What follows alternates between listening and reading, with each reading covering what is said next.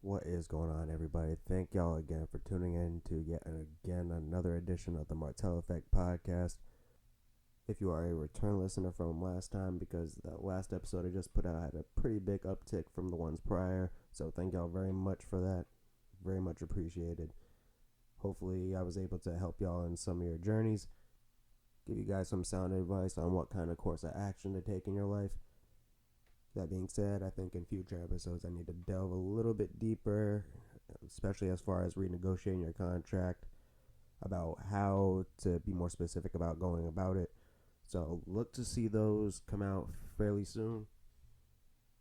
As of right now, I am recovering from a sinus infection, so I think now is as good a time as any to use some of the stored ammo I was talking about last episode.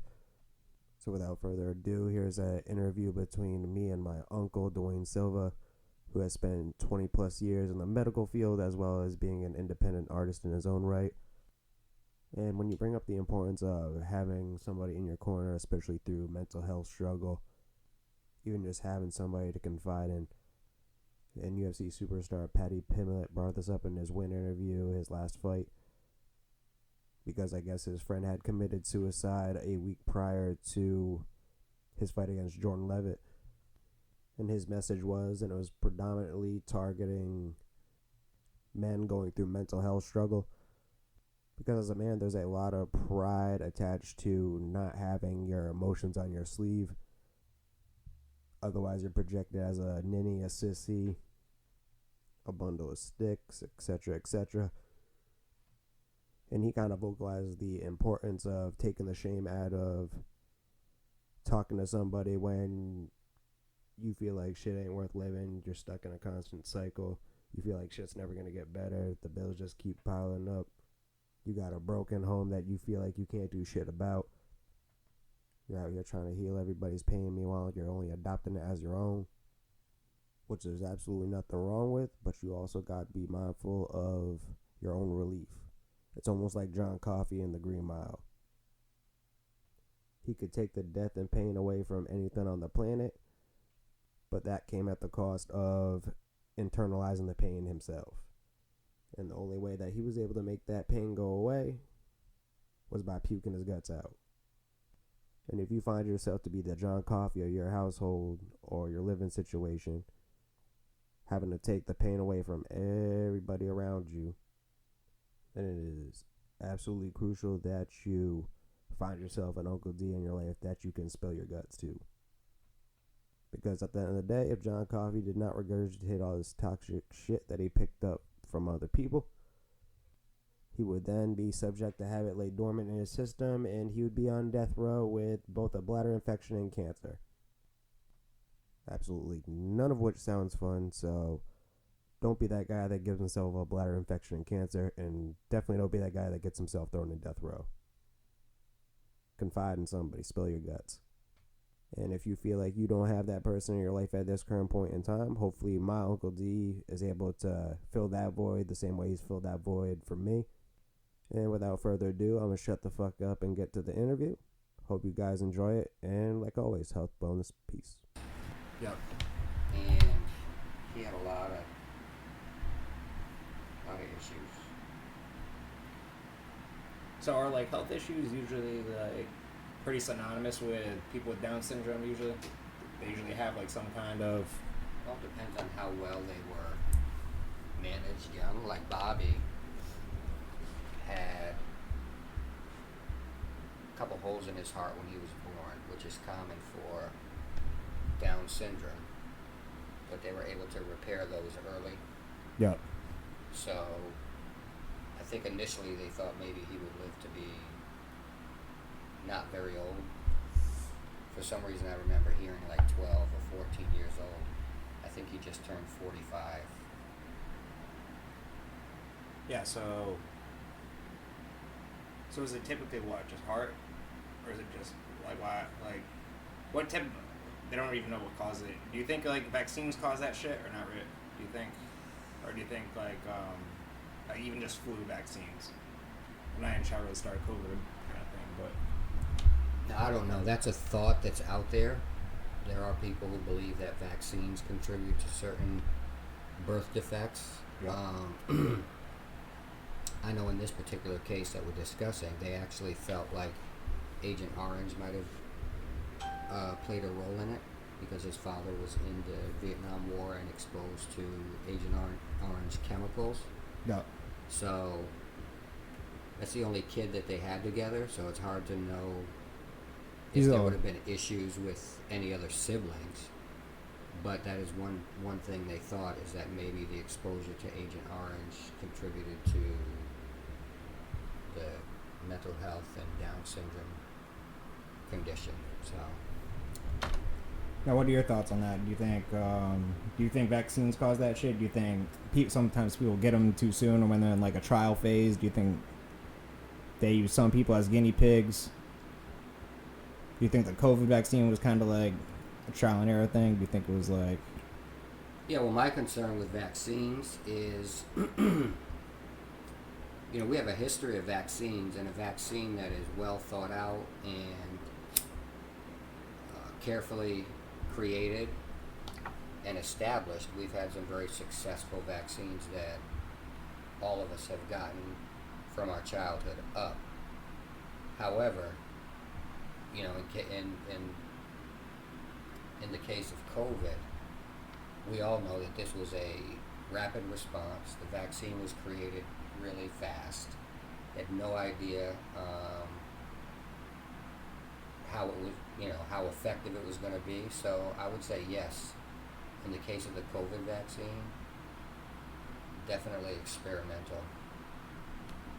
It wasn't it was created quickly, used quickly, and is really, we're only 2 years into it, so there's not even a long enough time period to assess how effective it is. As we know, there are a lot of people who have gotten COVID and they've been double vaxxed plus boosted. Mm-hmm. And I know a couple people personally who've had COVID 3 times. Right. And they've been vaccinated. Our grandfather included. Or my grandfather included. Right.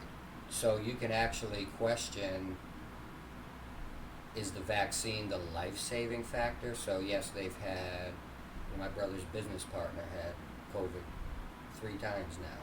Yep. And was in favor of vaccines, received the initial 2 doses, and I believe he's been boosted, and he just had a recent case where he was sick for about a week. Yep. So we definitely know it does not prevent someone from catching COVID even a couple times. I guess the sincere question becomes, would it have been worse if they weren't vaccinated, or would it have been the same? Yep. I'm not sure about you, but we know people who decided not to take the vaccine and got COVID, depending on their age, age group and health, who it was like a pretty significant case of the flu for them. They treated it like the flu, and they came out of it just fine. So I think the data is still out on that. Now, you being in the medical field as long as you have, how many years? 24. And doing what specifically, just so that people know? Gosh, well, usually I'm a registered nurse, so usually registered nurses, when they start their career, many of them, unless they've already decided what they want to do because they have a knowledge of the industry, and they know maybe family members who work in the industry, they may already know what they want to do, but most nurses graduate and try a few different things to see where they fall in their niche. Yep. So I started out working in dialysis centers. That's basically where people's kidneys no longer function, so they have to use artificial means to filter their blood. After dialysis, I did some med-surg work in the hospital, and that's usually where, mostly post-op people who've had operations, and they're staying in the hospital for a couple days, so you're hanging IVs, giving antibiotics, fluids, doing dressing changes, But my niche, I ended up working the longest in nurse management in long-term care facilities and rehab centers. Mm-hmm. So then you're working mostly with the elderly population with chronic illnesses. Mm-hmm. And then most recently, the last almost 3 years is working in group homes that have high acuity, so basically clients who are either medically compromised or, all of them have intellectual disabilities, so there may be behavioral components or mental health issues. But yeah, the longest period that I've worked in a certain category of the industry has been in long-term, with the elderly population with chronic illnesses. So, now with your experience, so you've got a pretty extensive knowledge, 24 years with medical history. What's the quickest that you know of as far as them getting a successful virus vaccine? Because typically they tend to be, 10 years, 15 years to... Because HIV virus, not exactly cured yet, and then... Yeah, I'm not, extremely versed on the, creation of vaccines, but I do know historically, if you look at certain vaccines and articles that I've read, there's been vaccines that it took 15 years to develop, 10 years to develop. So there was a lot of research and development that went into it over years. And I believe that probably included trials, non-human trials to see how effective it was. But in this particular case, and that's been a lot of people's concern was, you have a vaccine for a certain medical or viral crisis that is created in a year. I think that's what caused a lot of concern among the general population, that they weren't necessarily ready to be, for lack of a better term, guinea pigs, to take a vaccine that was created in such a short amount of time. They basically wanted to wait and see how how people responded to the vaccine, how effective the vaccine was. Now, one of the arguments that people make nowadays on the academic side is when you look at old vaccines that were created and it took 10 to 15 years, they were saying that technology wasn't even close to what technology is today. So they're basically making the case that a vaccine being created that quickly is not necessarily a bad thing. It just means that in modern times we have the technology that is so advanced that it no longer is going to take 10 or 15 years to create a vaccine. Now, are you a believer when people think that the government's always 15 years ahead of what the general population knows as far as technology wise? You think they keep hide shit from us, or do you think they're pretty open, out in the open about? It's very possible that there's things we don't know about, but I think if you talk to a lot of people and they basically look at the government as a whole, depending on who's in power at the time, there's a lot of people that don't have confidence in the government with a lot of things. They consider them to have failed on economic policies, on social policies, on military policies. So for some, it's hard to believe that the government would have this, that they're not competent enough to really have that kind of knowledge, that they're 15 years ahead of the general public. Mm-hmm. Maybe some of your IT specialists, or maybe some people in Silicon Valley may be that far advanced technologically, But I wouldn't say that necessarily the government is. A sinister entity, so to speak. Yeah.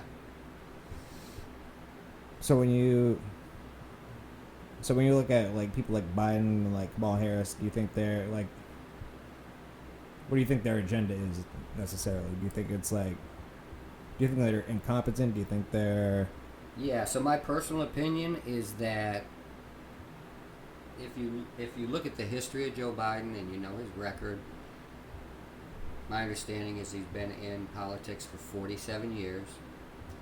He's never been what many would call a competent politician. He wasn't a competent vice president. He was kind of Barack Obama's shadow. So I think, and I believe a lot of people think, that it's more puppetry. So they put Biden out there not because he's a qualified politician to be a solid president, but there are people behind him that have certain agendas.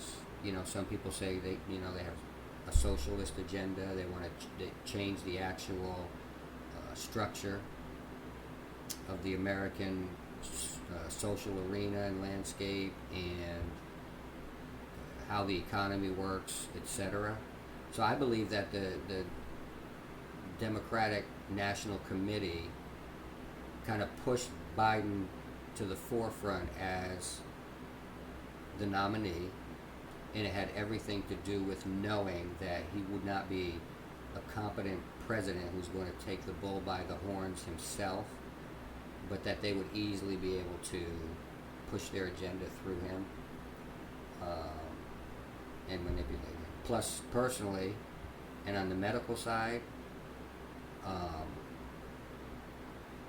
even though I am not a liberal or a leftist, I do have compassion for him because I feel like he should have never been nominated as president. I think he has obvious and serious cognitive issues with his thought process. And it's just sad to see somebody at his age bumbling along, gaffe after gaffe, showing obvious incompetence and inability to even have a conversation. Walk up a set of stairs. Falling off his bike. But you know, with all the shit going on that people were fucking hoping to hell that he fucking broke a hip off that fucking bicycle and shit and couldn't. But do you think Kamala Harris is really a better alternative though? Absolutely not. For what reason? Well, if you watch any footage of her, she, in a different way, because I don't believe that she has any true medical condition that causes cognitive issues. She's a terrible communicator. She's not, I hate to use the word incoherent, but she can't answer a question clearly or logically. I think, as you know, one of the biggest things right now is her answer to many serious questions and issues is this horrible cackling laugh. She laughs it off. There'll be serious things like people dying in Ukraine and shit. Yeah, and she's not qualified either. I feel like both of them were chosen. I think the only reason that Kamala Harris was nominated as the vice president, unfortunately, in our society, identity politics is a big thing. So because she's quote unquote a black woman, she's technically half black. But I think they just did that it's a political maneuver for votes to try to capture what African American votes that they could capture by having a quote unquote black vice president woman.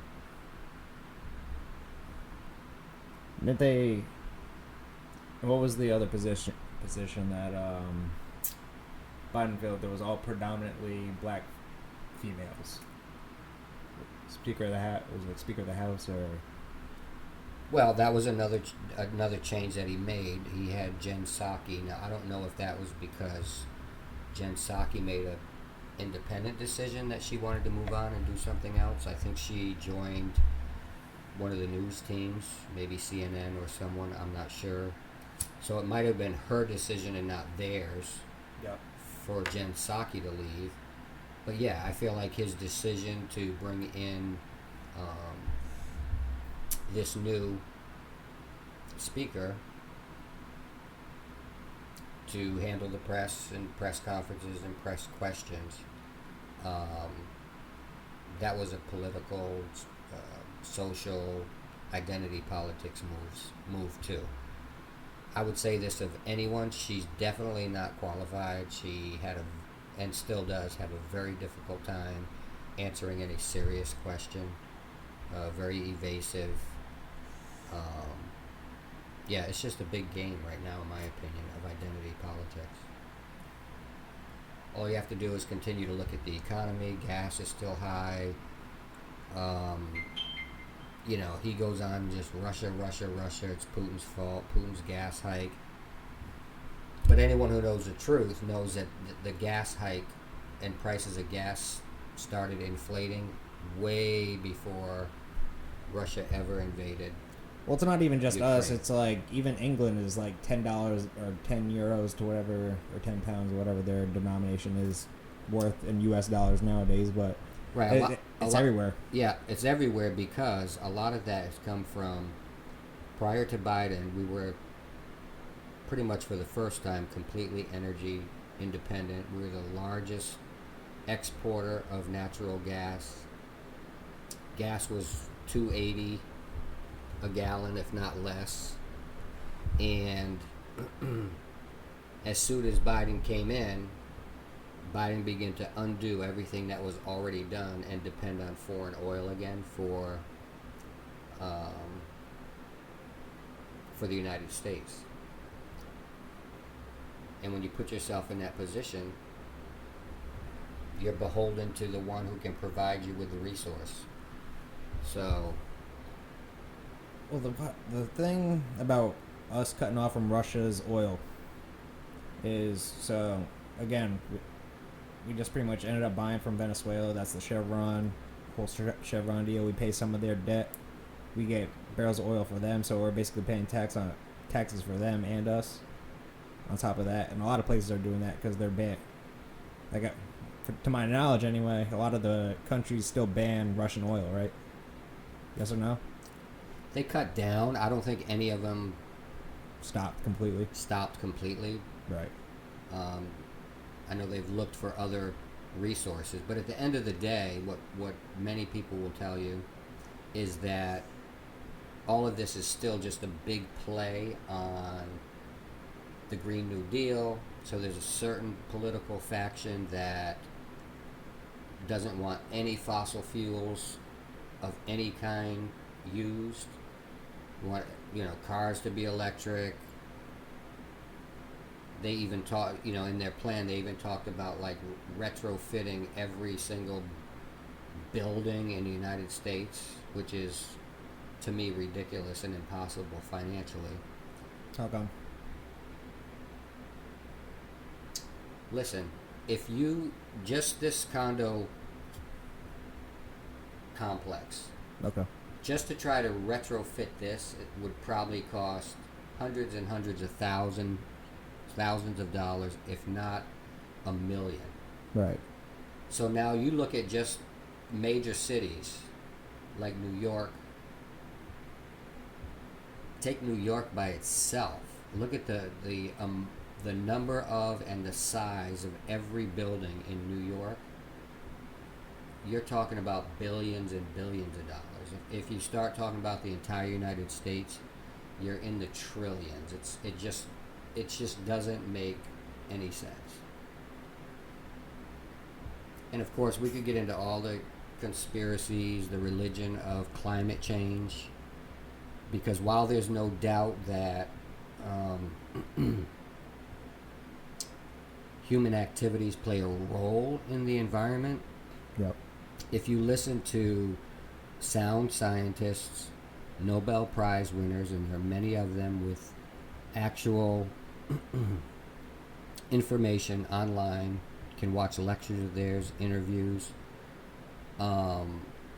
You have radical, I call it religion, of climate change, such as AOC or Alexandria Ocasio-Cortez getting on a mic and making ridiculous claims that the earth is going to end in 12 years if we don't do something. Mm-hmm.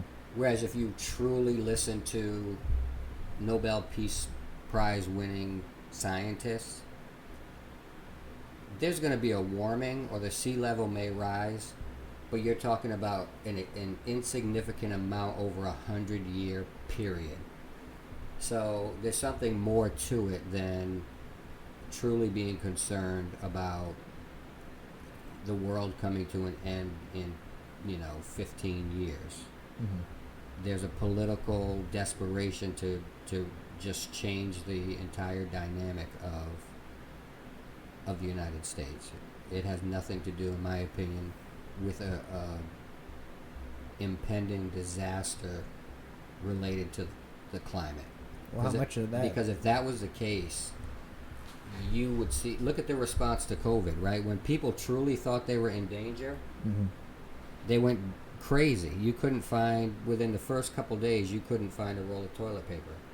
So do you honestly think that if the scientific community and the public at large truly believe, based on solid information, that they only had 10 years to live if we don't turn the climate around, that they wouldn't be going crazy to do so?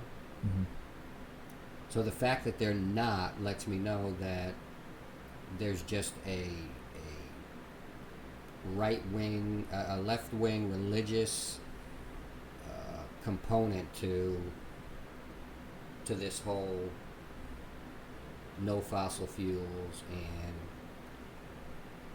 this climate catastrophe that they're claiming. Well, how much of that do you think has to do with? So Elon's got fucking $236 odd billion to fucking throw around. Really, all he's got to do is pay a news station 100 shares of fucking Tesla, and pretty much he can write any kind of narrative about oil that he pretty much wants. So it's like, use this for example, like they're legalizing weed, right? Yeah. But obviously, people can get it on the street for a lesser price. So are they really going to go to dispensaries? But what's the one way that they can get a person to go to a dispensary if they think their shit's unsafe?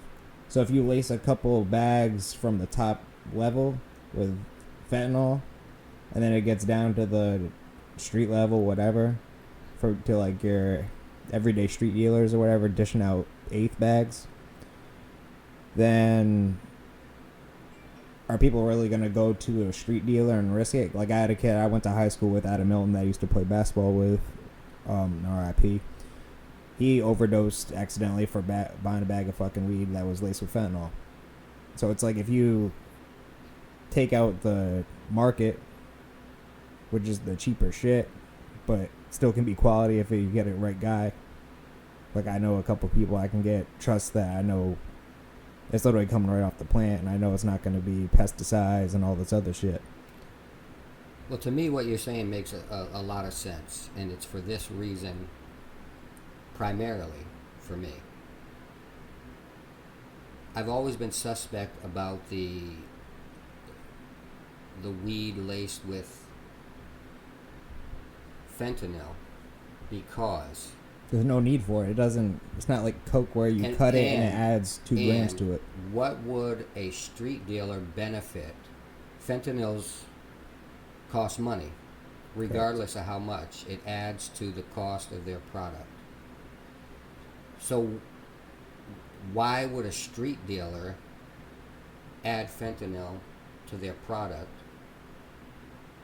when, in this case, we're talking about weed, marijuana? Yep. They have it. They're selling it just fine.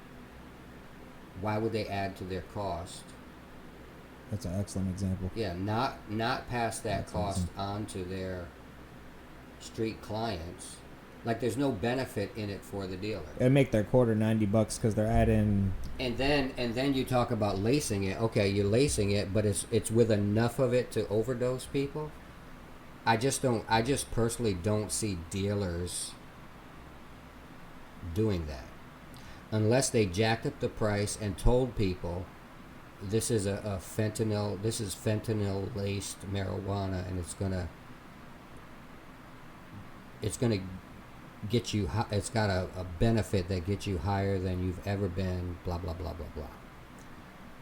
So I've always been a little suspect. Now who knows, that's a conspiracy theory side of it, right? That now that marijuana is being made illegal, it's no different than cigarettes. Now states can tax the sale of marijuana. So I know locally when a pack of cigarettes is purchased in Connecticut, I think it's between $4 and $5 of that is tax for the state of Connecticut. Mm-hmm.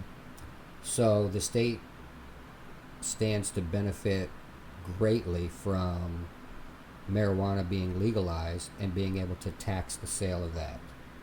And so for the record, me going to a dispensary, even in Mass, is 20 cents on the dollar. So every $5 I'm spending $1 that's going to the state, pretty much. Right, and I just spoke to some friends at a golf league, and I had asked them as we were golfing. They're smokers, and they were smoking weed, and I just happened to ask the question, now do you purchase from a dispensary or do you still use a street dealer? And they clearly said, oh no, I still use the guy I've had for the last 20 years.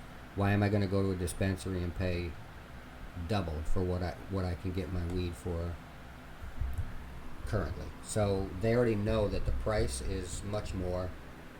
So yeah, safety is the only push that they have to drive people to. And just for the record, because I just looked it up on my phone, a gram of fentanyl costs between $150 and $200. So imagine putting 0.2 or whatever, like, you know what I'm saying?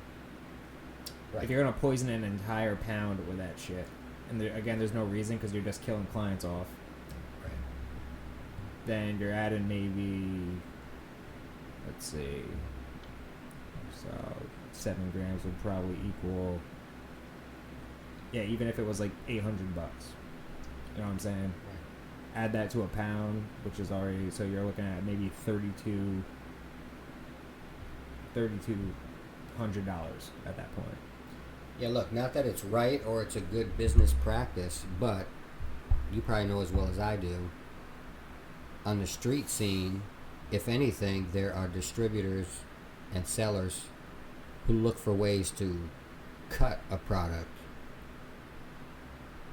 on the shady side to make more money. I just, in my mind, I just can't make it connect why someone would want to take marijuana, which they already pay for, and then buy an additional drug, in this case fentanyl, and then lace that marijuana with fentanyl.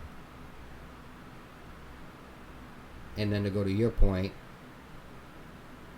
if you have 20 clients, I'm just making up numbers, if you have 20 clients and you know by adding fentanyl that you're possibly going to overdose and kill 4 of them, now you only have 16 clients. What benefit is that for Consistent ones a that businessman, quote Yeah. unquote? It doesn't make sense. So you never know. Is this whole fentanyl thing a push to drive people to dispensaries? The other question becomes, right, street dealers don't want to go out of business. You know, the ones who have been successful, they don't want to go out of business.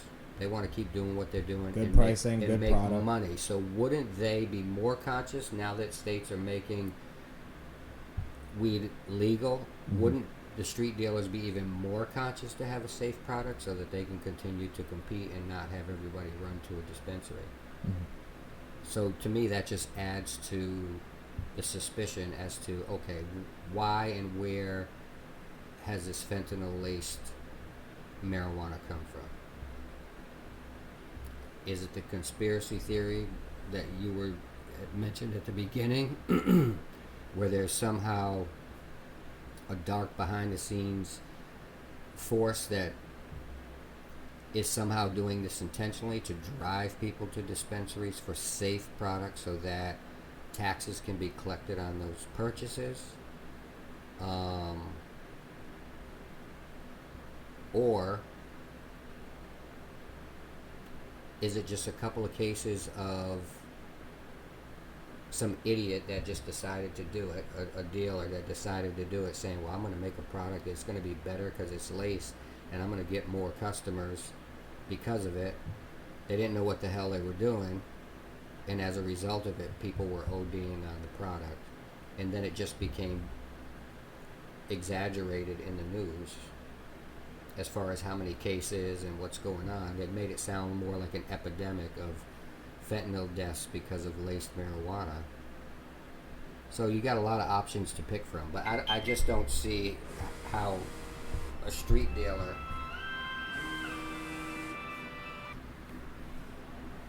All right, our bad. We had to take a little momentary pause. So yeah, you were talking about how you don't see the benefit in lacing street weed with fentanyl, pretty much. Right. I mean, to close up on this particular subject, it's one of a few things, but I was saying I don't see the benefit of a street dealer lacing marijuana and potentially creating harm to their client base. Clients are money for them. So there are those few options to choose from that we discussed, right? The least concerning would be that perhaps a dealer or two decided to lace their marijuana to try to promote a quote-unquote better product in the drug world. Yeah. And that was, the deaths related to that were blown up and made to sound like, you know, from the news side of it, an epidemic of fentanyl-laced marijuana. Or you can escalate into the more conspiratorial thought that now that weed is legal, the goal is to drive people to dispensaries to get safe marijuana. And then, as we discuss, a lot of, you know, taxes, the states stand to benefit from the taxes. But I don't personally see that most dealers would have taken the extra expense to add fentanyl to their product, and certainly would not want to lose. When I say clients, a lot of them have regulars. They certainly would not want to risk losing regulars who bring them in a steady income. Yeah, so that's my thoughts on that. Do you think when you talk about, you think the gun laws are an example of that with all the school shootings?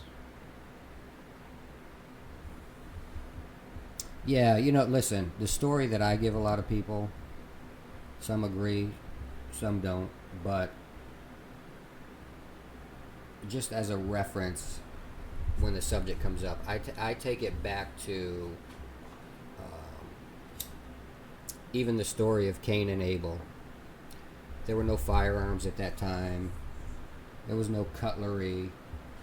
But when the one brother decided he wanted to kill his other brother Out of spite, he took the jawbone of a donkey.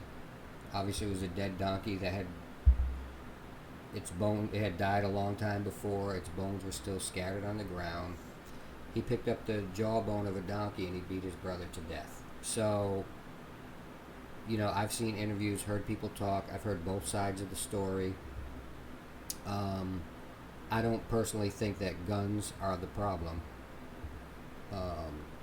Even if you take a school shooter, right? Normally it's this younger kid, right? A lot of reasons why. Some say, well, maybe they have a mental health issue. Others say it's related to being bullied in school and having a vendetta against classmates or teachers.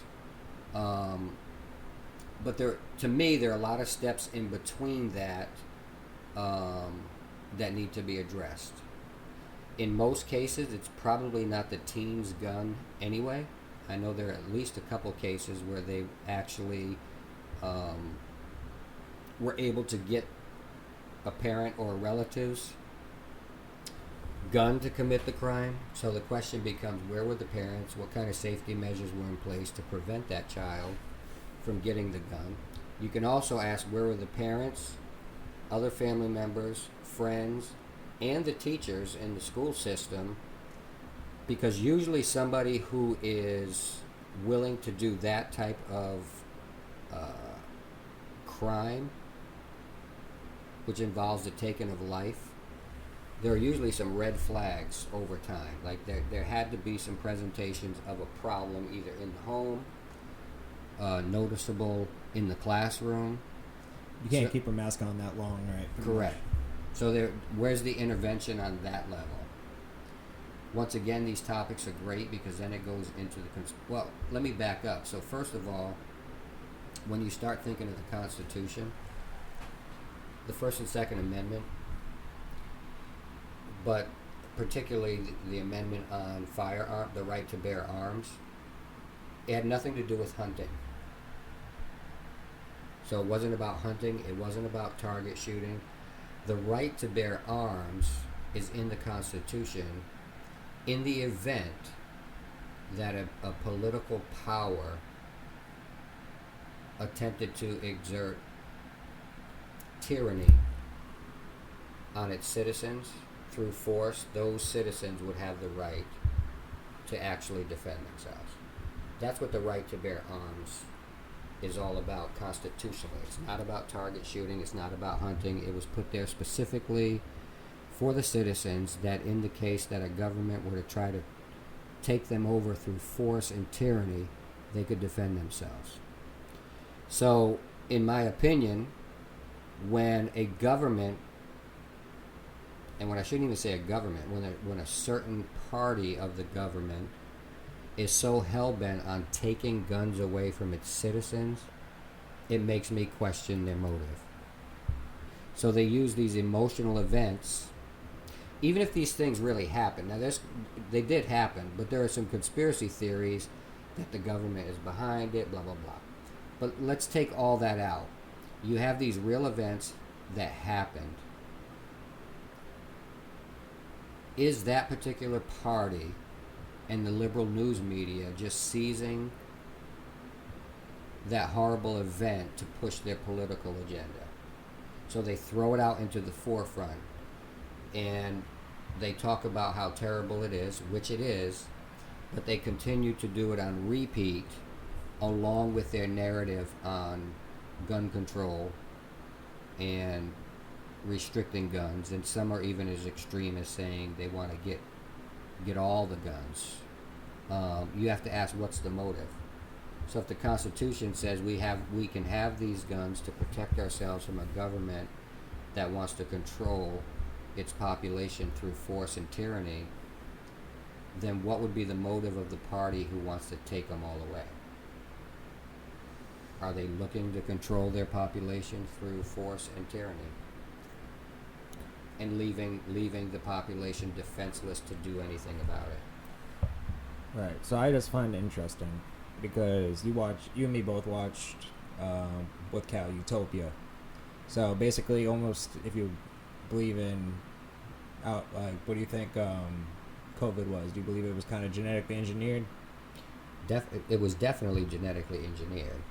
So why I asked that was because you watched it with me pretty much. So the casting was in 2018 and then the filming was in 2019. COVID happens in 2020. So 2 years in the future, you're basically got a Peruvian bat, spoiler alert, makes a virus that pretty much puts everybody at risk. Same scenario, only switch improved from China. Pretty much it jeopardizes most of the population. Make a vaccine or whatever. That's pretty much. But then you got the kids like Arby stolen from fucking. You got Disneyland fucking a part of like 170 people that were arrested in a sex trafficking ring, which doesn't really get talked about in the news too much. So it's like, yeah, a lot of these kids get kidnapped, but it's like, are their purpose always just for these super rich people like Epstein that are using them for sex objects, pretty much for elite people? Or is it that they're taking boys and programming them into fucking soldiers, pretty much? Right. So to go to the COVID situation, I think, first of all, a lot of people don't realize, and I believe the year is 1954. People can certainly check that out. So the coronavirus, which COVID is a variant of the coronavirus itself has been around since like 1954. COVID is just a variant of the coronavirus. So, I've listened to people, it didn't come from somebody eating a bat. If you start looking into gain of function research, that the U.S. was involved in funding some of that in the Wuhan lab. If you look at what gain of function research is, it's I'll sum it up this way. It's basically, you might have a virus that is not communicable to from animal to humans, and it's altering and genetically mutating that virus to where that virus can now go from an animal to a human, and then from human to human. Personally, I don't know why they would even do that kind of research anyway, but I definitely am on the side of believing that came out of the Wuhan lab, for sure. It didn't just spontaneously happen from a bat. Mm-hmm. Or somebody ate a bat from the wet market and then this whole thing started.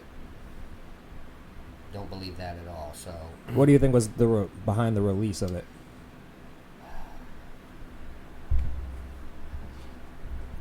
See, to me, that gets into just a whole dark side of some conspiracy. And I hate to even use that word, because basically what happens is a certain faction of, especially political party, like to call anything that questions certain things that might be going on, they call it, they're just conspiracy theorists.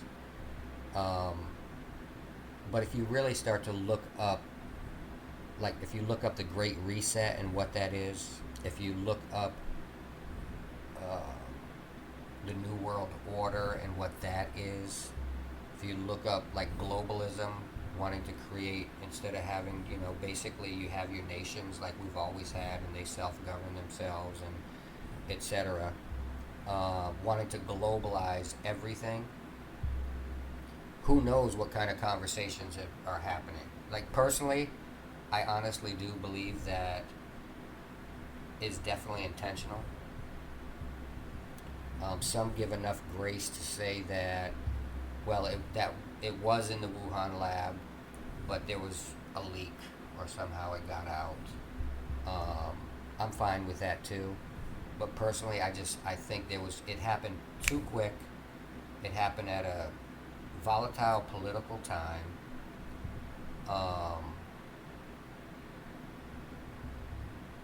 There are people quoted as saying, famous people, that if you want to control a population of people, create a good crisis. And so, to me, this was just the U.S. government taking advantage of a good crisis. That's what I believe, yeah. All right. On that note, I think we can pretty much take a pause.